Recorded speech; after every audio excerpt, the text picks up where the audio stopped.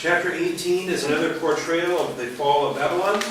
И глава 18 это еще одно изображение падения Вавилона. Some view this as the same Babylon as chapter 17. И некоторые смотрят на главу 18 как на повторение того, что было в 17 главе. I'm reading from point 1 in your outline and subpoints A and B. И я читаю из пункта 1 в ваших планах и подпункты А и Б. Chapter 17 I call religious Babylon. И главу 17 я называю религиозным Вавилоном. In chapter 18 I call commercial Babylon. А главу 18 я называю коммерческим Вавилоном.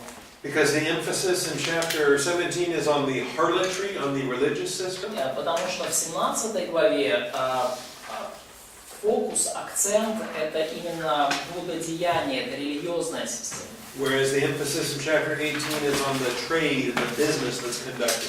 Но в главе 18 акцент на торговле, на деловой активности, которая совершалась там. Religious Babylon is destroyed by the beast and his world empire. Религиозный Вавилон был уничтожен зверем и его мировой империей.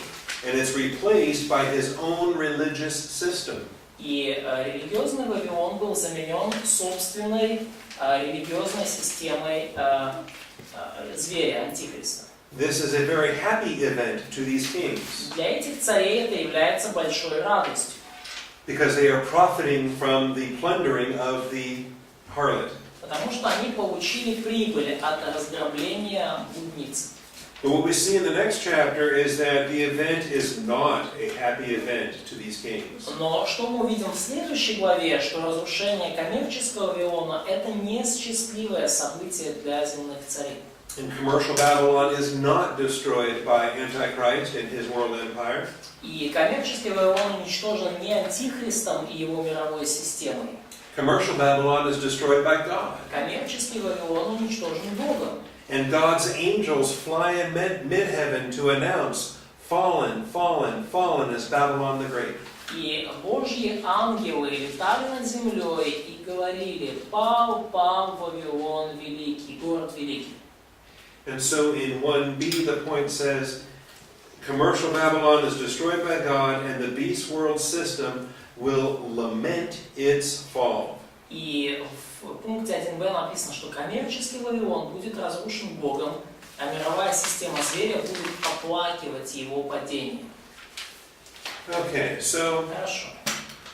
that's the main difference between chapter 17 and chapter 18. Это основное различие между главами 17 и 18. This angel's mighty voice cries out in 18:2. И вот эти великие, могущественные, громкие голоса ангелов, вот сказано о них в 18 главе 2 стихе. And we understand that this is the unfolding of what was introduced in chapter 14 and verse 8. И мы понимаем, что это просто раскрывается, то, что уже было показано в 14 главе 8 стихе. Where again we had an angel announcing, "Fallen, fallen is Babylon the Great." Где опять же мы видим, что вот ангел громко восклицает: «Пал, пал Вавилон».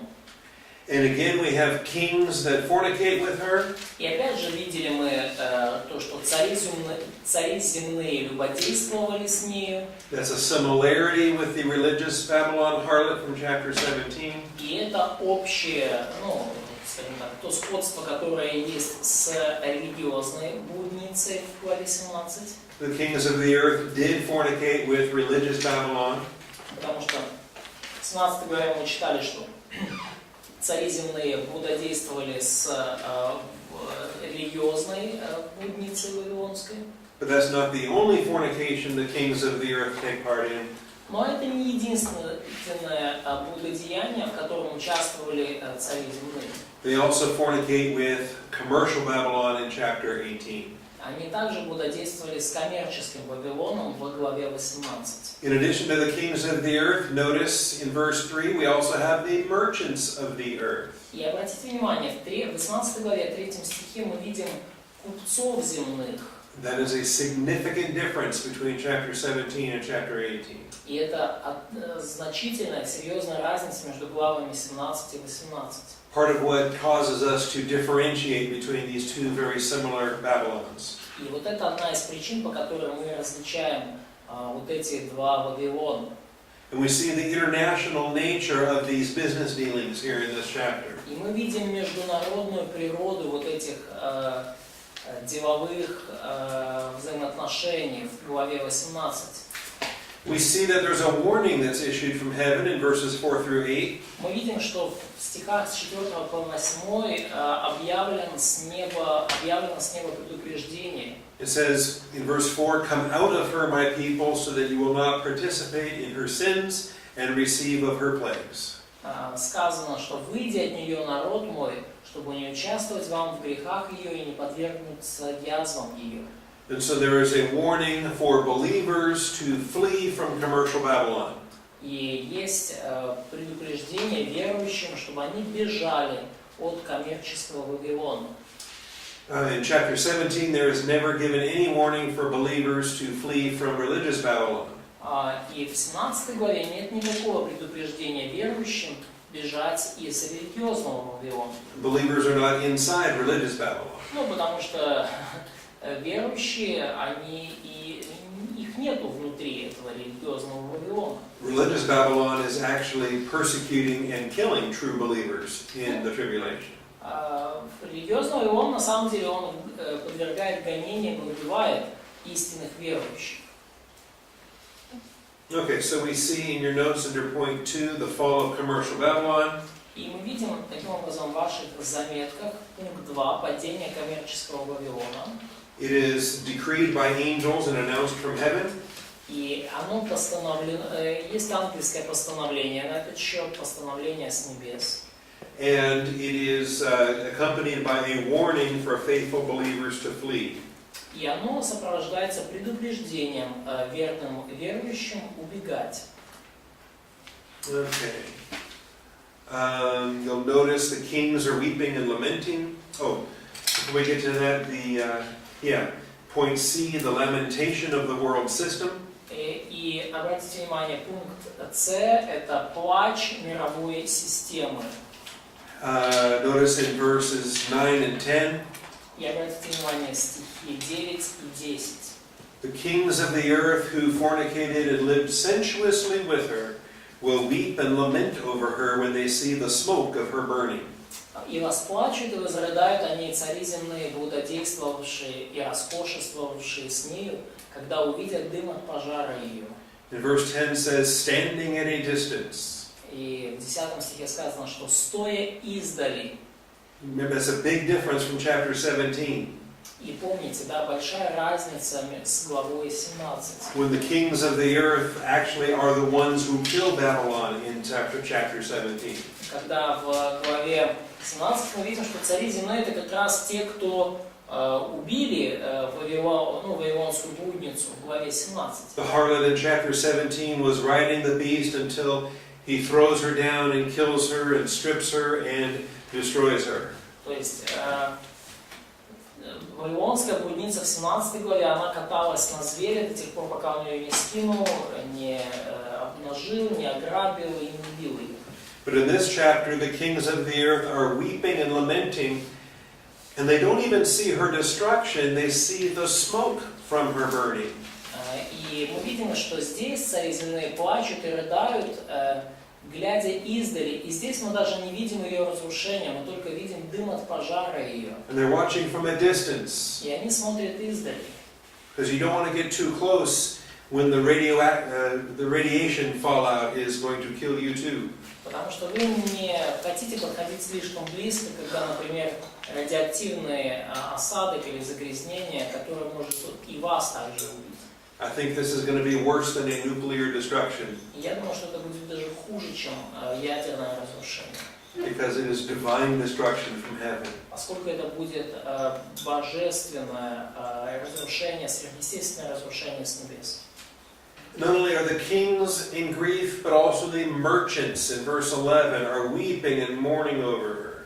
И в 11 стихе мы видим, что не только цари земные плачут, но и купцы земные восплачут и возрыдают о ней. Because the fall of commercial Babylon actually wreaks havoc in the entire world's economic system. Destroys. Да, ну потому что падение вот коммерческого Вавилона, по сути, уничтожает, разрушает полностью всю мировую экономическую систему. Just a single economy on earth, but when that economy comes crashing down, every economy on the planet is affected. Да, то есть на всей Земле будет единая экономическая система, и когда она рухнет, то все экономики мира они пострадают. And you'll note all the merchants of the earth are out of business. То есть и окажется, что все земные купцы, они вышли из бизнеса. They have no more customers. У них нет больше покупателей. Nobody buys their cargoes anymore. Никто больше не покупает их товары. Gold and silver and precious stones. Никто не покупает товары золотые, серебряные, камни драгоценных. Pearls and fine linen and purple and silk and scarlet. И жемчуга, и порфиры, и шелк, и багряницы. I mean, look at this list in verses 12 and 13. И обратите внимание на этот список в 12-13 стихе. The entire global economy is devastated when commercial Babylon is destroyed. Вся мировая экономика разрушается, когда при уничтожении коммерческого Вавилона. And so everyone is now in mourning. И теперь все в рыдании и плаче. As it says in verse 15, they stand at a distance. И как сказано в 15 стихе, станут вдали от страха мучений ее. Weeping and mourning. Плача и рыдая. Also the commercial vessels. И также коммерческие vessels. Verse 17, shipmasters and passengers and sailors. Также, да, коммерческие корабли, да, все кормчие, плывущие на кораблях, и все корабельщики. Remember in one of the trumpets that affected the shipping on planet Earth. Вы помните, что одна из труб, она очень сильно повлияла на вообще мореходство во всей земле. A third of all commercial shipping was obliterated in that judgment. Треть всего коммерческого флота Земли была уничтожена при этом суде. But 2/3 of commercial shipping continued in that business. Но 2/3 коммерческих судов, они продолжали работать, заниматься бизнесом. But now those ships have nowhere to sail. Но теперь этим кораблям нечего больше продавать. Because commercial Babylon is their great customer. Потому что коммерческий Вавилон это их самый большой клиент, покупатель. That's where the wealth of the world travels to. Это то, куда текут все богатства мира. But now it's gone. Но теперь его больше нет. The great economic system that Antichrist will use to control the world is being destroyed. Великая экономическая система, которую Антихрист использовал, чтобы контролировать мир, теперь она уничтожена. So they cry out and they say, what city is like the great city? И вот они плачут в 18 стихе и возопили, говоря, какой город подобен городу великому. And the suddenness of this surprises them. И вот грусть этого, она удивляет их. То есть печаль от этого, она surprise, Surprise, yeah, it's very sudden. They weren't expecting it. То есть то, как все это произошло, то, насколько это было все грустно, они этого не ожидали, для них это сюрприз. You see in verse 17, in just 1 hour it's been laid waste. То есть в 17 стихе мы видим, что в 1 час погибло такое богатство. In verse 19, in just 1 hour she has been laid waste. В стихе 19 написано, что вот в 1 час опустел, да, город великий. So they're very surprised by it. То есть они очень этому удивлены. It happened faster than they ever imagined it could happen. А это все случилось намного быстрее, чем они даже могли себе представить. They never saw it coming. Они никогда не думали, что такое может прийти, такое может случиться. Very, very different from chapter 17. И очень это отличается от 17 главы. In chapter 17, they saw it coming because they planned it, because they did it. И в 17 стихе, в 17 главе они могли видеть, то есть, что произойдет с блудницей, потому что они это планировали, потому что они в итоге сами это сделали. Okay, and so it is reason while the earth dwellers are weeping, И есть причина, по которой обитатели земли плачут и рыдают. heaven is rejoicing. А на небесах веселятся. Notice in verse 20, Обратите внимание, 20 стих. rejoice over her, O heaven, and you saints and apostles and prophets, «Веселись о сем небо и святые апостолы и пророки, because God has pronounced judgment for you against her.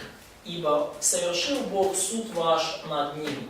So God is the agent of the fall of commercial Babylon. И Бог является, скажем так, источником, причиной падения коммерческого Вавилона. But in chapter 17, it was the beast who was the agent of the fall of religious Babylon. Ну, то есть в 17 главе непосредственным, скажем так, разрушителем религиозного Вавилона, блудницы, был зверь, антихрист. В 18 главе непосредственный разрушитель – это Бог. Antichrist throws down religious Babylon so he can replace that religion with his own religion. Антихрист сбросил с себя вот религиозный Вавилон, блудницу, чтобы заменить своей собственной религией. But when commercial Babylon falls, it cannot be replaced. Но когда пал коммерческий Вавилон, его уже нечем заменить. Okay, does that make sense? Это ясно? Достаточно ясно. You understand how in chapter 17 the kings were happy, and in chapter 18 the kings are not happy. То есть вы теперь понимаете, почему в 17 главе цари земные счастливы в 17, а в 18 они рыдают. Ну, 18, потому что гроши. Because in chapter 18 it's money, money, Yes, money. that's right, money, money, money.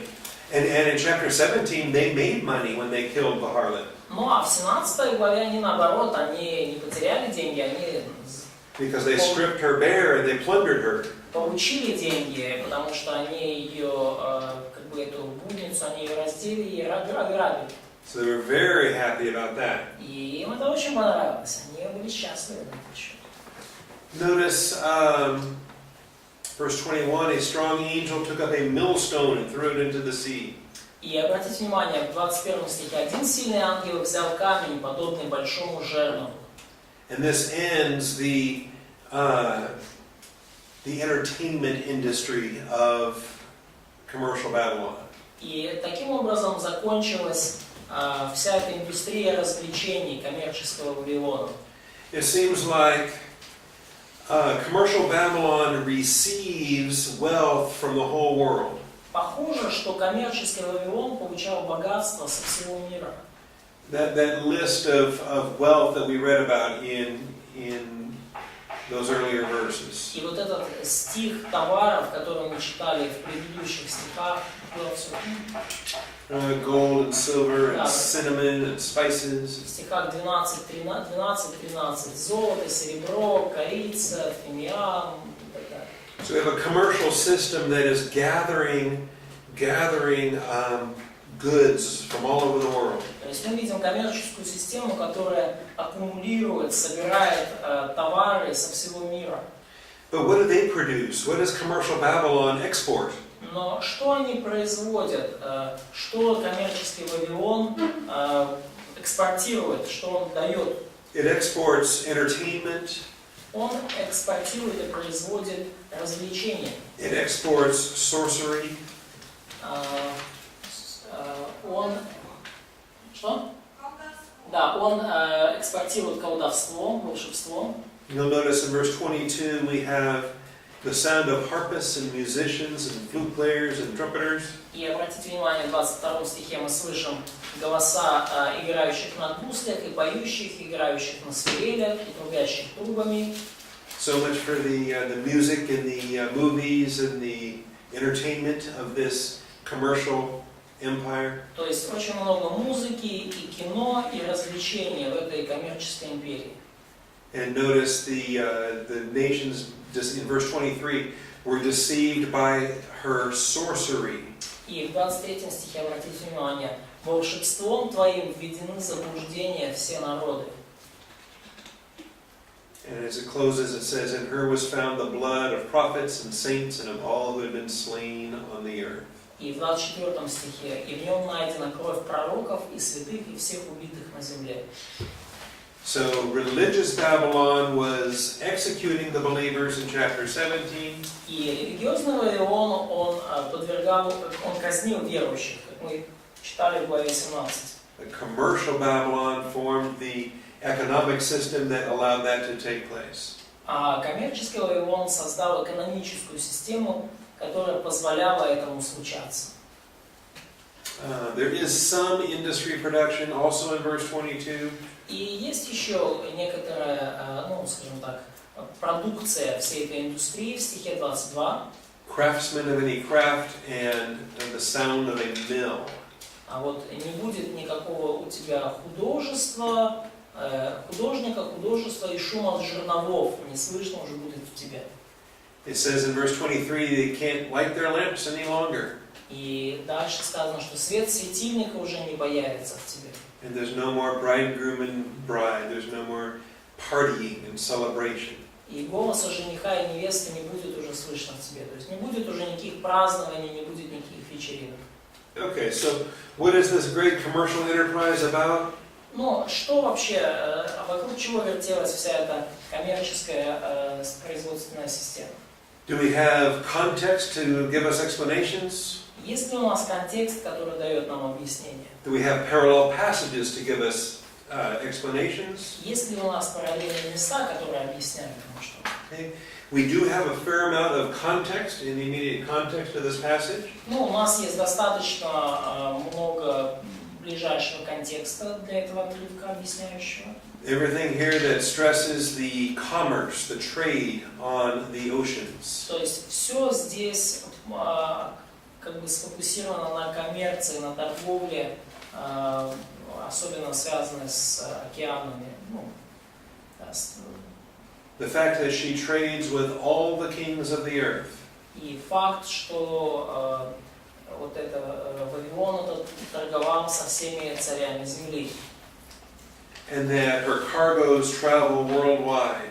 И что его товары, они перемещались по всему миру, продавались по всему миру. Every shipmaster, every passenger, every sailor. Каждый корабельщик, каждый пассажир, каждый моряк.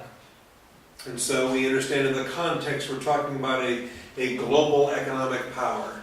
И когда мы видим, то мы понимаем из контекста, что речь идет о глобальной экономической силе. Okay, so I'll give you some outlines then in point 2C. Я дал вам некоторые вот заметки здесь в пункте 2c. And in 2C, subpoint 3. И в подпункте 3 со скобками. The merchants that weep and mourn. Купцы, которые плачут и рыдают. Now, unlike the kings and unlike chapter 17, Ну, в отличие от царей, в отличие от 17 главы, we seem to have business people in view. мы здесь в 18 главе видим особенно ясно деловых людей. Businesses and corporations that are not loyal to any particular country or king. И бизнесы, и корпорации, они не испытывают особой лояльности к какой-то конкретной стране или царю. Corporations are businesses that actually transcend national boundaries on the earth.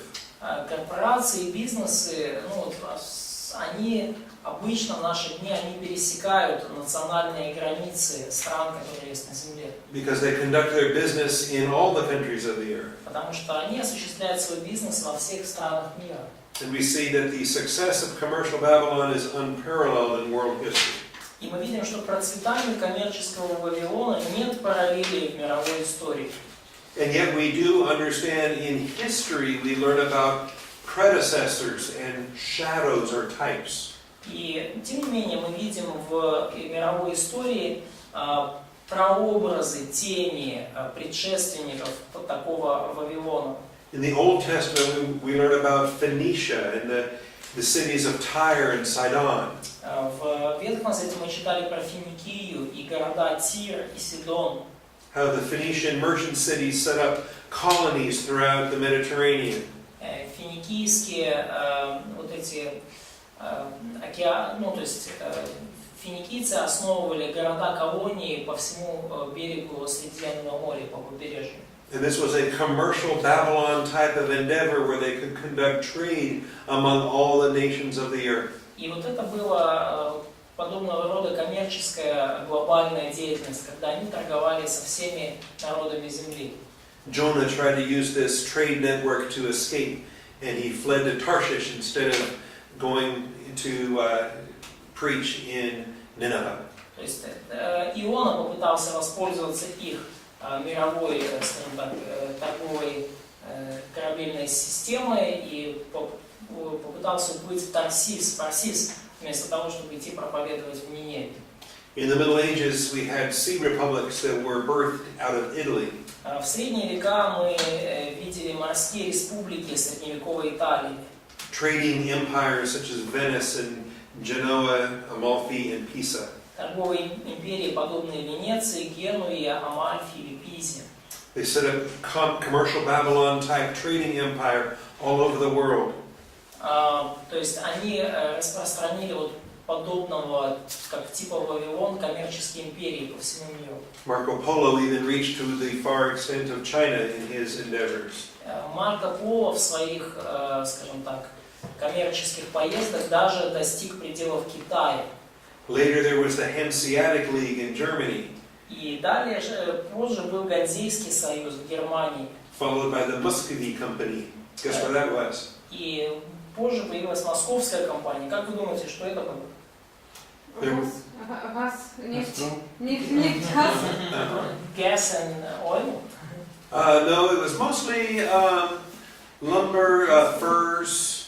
Ну, в основном это было дерево и шерсть. They had trade routes up and down the Dnieper River from Scandinavia to the Byzantine Empire. То есть у них был проложен путь от Скандинавии к Византийской империи, ну, к Средиземному морю, туда, по Днепру, кстати. Later there's the Dutch East India Company from the Netherlands. И позже появилась, ну, голландская или датская Ост-Индская компания. And the British East India Company. И британская Ост-Индская компания. All the sailing endeavors that established the founding of American colonies. И вот это были все такие мореходные корпорации, которые положили основу, вообще говоря, колонизации Америки, появлению колоний в Америке. All of these were attempts to establish a commercial Babylon-type trading empire that would harness the wealth of the world. И все это были попытки создать глобальную коммерческую империю, которая пожнет, которая получит в свое владение все богатства мира. And all of these global conglomerates were attempts to establish commercial Babylon. И все вот эти глобальные конгломераты были попытками установить коммерческий Вавилон. Okay? And they weren't evil because Karl Marx says they were evil. И они были злы не потому, что Карл Маркс сказал, что вот такие компании это зло. They weren't evil because capitalism is evil and communism is good. Они не были злом, потому что капитализм это хорошо, а коммунизм это плохо. They were evil because they were early attempts to establish a global commercial Babylon. Они были злы, потому что это были ранние попытки установить глобальный коммерческий Вавилон. And because they were global economic empires that were beyond the boundaries of kings and nations. И поскольку это были глобальные экономические империи, они существовали вне границ царств, царей и империй и стран. Remember, when God destroyed the original Tower of Babel, Вы помните, когда Господь уничтожил изначальную Вавилонскую башню? He confused their languages, Он смешал их языки, He scattered their population across the face of the planet, Он разбросал все население по лицу земли, and He gave them the designs for the boundaries of nations. и Он дал им, скажем так, вот определенный уже проект границ для стран. And all of the attempts to establish commercial Babylon empires, И все вот эти попытки установить коммерческую Вавилонскую империю, they are motivated by that spirit of Babylon that hates what God did to them in Genesis chapter 11. они мотивируются именно вот этим духом Вавилона. И это духом Вавилона, который ненавидит все, что Бог сделал для них в Бытие 11 главе. And so they work globally to overcome national boundaries and languages and political kingdoms. Они работают глобально, чтобы перевзойти национальные границы, языки и политические царства. More recent versions include the international stock exchanges. И более поздние версии включают международные фондовые биржи. And then ultimately the World Trade Organization as we understand it today. Ну и также, вот, как мы сейчас понимаем, это мировая организация торговли. And whatever comes next after the WTO. И что бы ни последовало дальше за мировой организацией торговли, It will мировой be торговой организацией, It will be the global economic system that is the economy Antichrist uses when he comes to global power. это будет какая-то мировая, глобальная экономическая система, чьей силой и властью воспользуется сатана, придя к правлению. Okay, any questions about that? Есть ли какие-то вопросы на этот счет? Okay, these are the panorama interludes after seal number 7, bowl number 7. Это такие вот панорамные вставки после чаши номер 7. Remember, after trumpet number 7, we had chapters 12 and 13. Вы помните, после трубы номер 7 у нас были главы 12-13. The panoramas of the dragon and the woman and the two beasts. Панорама дракона, жены и двух зверей. Now, after the 7th bowl, we have 2 chapters with more panoramas. И после 7 чаш у нас есть еще 2 главы, и там еще 2 панорамы. Religious Babylon and commercial Babylon. Религиозный Вавилон и коммерческий Вавилон. So tomorrow morning we will return for chapter 19. И завтра утром мы вернемся к главе 19. And we will see the victory of Jesus Christ at Armageddon. И мы увидим победу Иисуса Христа при Армагеддоне. We will see the millennium in chapter 20. Мы увидим тысячелетнее царство в главе 20. Not really, Ну, может быть, не совсем. because it's kind of in chapter 20, Потому что он как бы в главе 20. but not really. Но не совсем. And then we will see after the millennium in the fullness of time of chapter 21 and chapter 22. И мы увидим то, что будет после миллениума, в эпоху полноты времен, в главах 21 и 22. Because you paid very good attention yesterday and very good attention today, И поскольку вы очень внимательно меня слушали вчера и сегодня, we're in very good shape to handle the millennium, Armageddon, the millennium, and the fullness of time tomorrow. то у нас очень хорошая уже форма и очень хорошие шансы, что мы пройдем за завтрашний день Армагеддон, тысячелетнее царство и полноту времен.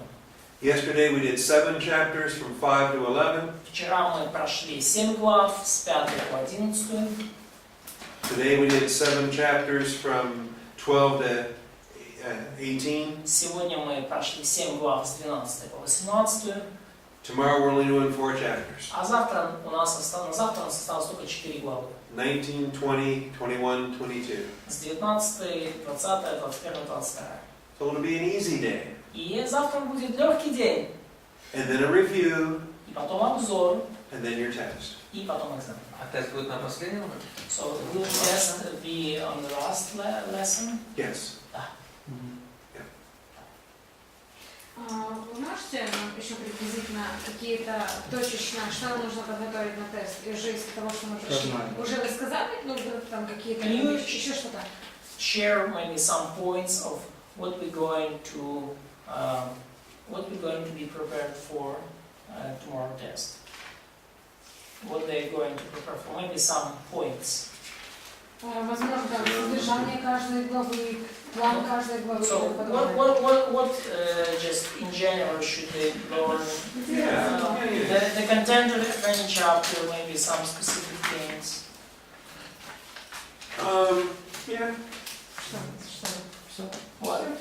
Now or tomorrow morning? Сегодня хочешь знать или завтра? You've left your first love, the messages of the 7 churches. Я оставил первую любовь, послание семи We церквям. practiced that a little bit on Tuesday. Мы это немножко попрактиковались об этом на этом во вторник. The outline from chapter 1 and verse 19. План из книги Откровения 1, стих 19 первой главы. The dispensational outline of the book of Revelation. Диспенсациональный план книги Откровения. Что это? Диспенсация церкви. Хотя сейчас Бог апостолов. потом, да. Seals, trumpets, and bowls. What order do those come in? When they are coming, то есть печати, трубы и чаши, когда они появляются. The individual witness, the pair of witnesses, the large group of witnesses. Индивидуальный свидетель, пара свидетелей, большая группа свидетелей. What's the dragon? What's the woman? Кто такой дракон? Кто такая жена? Are you able to describe the anti-trinity? Способны ли вы объяснить антитроицу? Can you write a short paragraph to describe the anti-trinity? Можете ли вы написать короткий абзац, чтобы описать антитроицу? Do you know all the titles for Antichrist from Genesis 3 to Revelation 19? Знаете ли вы все титулы Антихриста с Бытия 3 главы до Откровения 19? Can you describe the difference between religious Babylon and commercial Babylon? Можете ли вы описать разницу между религиозным и коммерческим Вавилоном? Do you know how to ride a horse? Знаете ли вы, как ездить на лошади? Маша знает. Маша знает. And why is that important? И почему это важно? You learn that tomorrow, chapter 19. Вы узнаете это завтра в главе 19. Насчет коней ничего не надо знать. So, should you know something about horses? Yes, you need to learn how to ride a horse before tomorrow. Да, вам нужно узнать до завтрашнего дня, как ездить на лошади. Теория чи практика? Theory or practice? Иди, хорошо, иди, что ты спешишь. Before Armageddon. До Армагеддона. Before Armageddon. До Армагеддона надо узнать, как ездить We на better learn how to лошади. ride horses before Armageddon. До Армагеддона постарайтесь узнать, как ездить на лошади. Okay, let me pray. Хорошо, давайте. Father, thank you for this time together. Спасибо тебе, Господь, за это время вместе. Thank you for the students and the hard work they put into these studies. Спасибо за этих студентов и за тот тяжелый труд, который они вкладывают в учебу. Bless them tonight as they review what we've learned yesterday and today. Благослови их сегодня вечером, когда они будут пересматривать то, что мы узнали And prepare them, вчера и сегодня и позавчера. and prepare them for tomorrow's test. Подготовь их для завтрашнего экзамена. But I pray especially for what we still have yet to learn tomorrow morning. И я молюсь особенно за то, что нам предстоит изучить завтра с утра. We have to learn about the millennium, Нам нужно будет узнать про тысячелетнее царство. what it is and what it is not. Что это и чем оно не является. And we have to learn about the new heavens and the new earth, И нам нужно узнать о новом небе и новой земле.